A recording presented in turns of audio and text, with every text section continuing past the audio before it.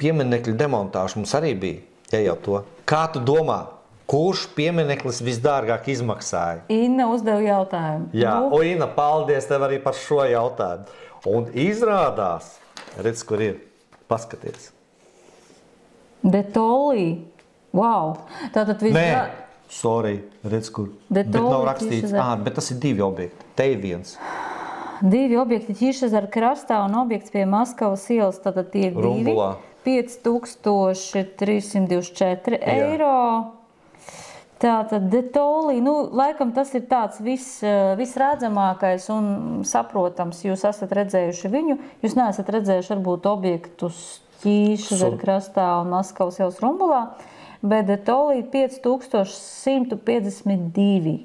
5000. Zini, kāpēc tik dārgi? 40 centi. Nakts klusumā. Varbūt par nakts darbu tieši tā. Par nakts darbu, 2-kāršais darbs tas ir. Tālāk, Sudrabeģis ir pamaisījis kādam, jā, arī redz noņems. Puškins 943, 80 centi vēl arī. No māju fasādēm objektu noņemšana, tur tās visas plātas. Tas ir 23. gadā. 23. gadā 907 eiro. Keldišs kritis nežēlistībā par 950 eiro. Maskavas akmens demontāža. Es pat nezināju, Maskavas akmens. Paldies, dārgā dome, ka jūs to darījāt. Tagad es zināšu, noteikti paskatīšos internetā, kas tas tāds ir Maskavas akmens.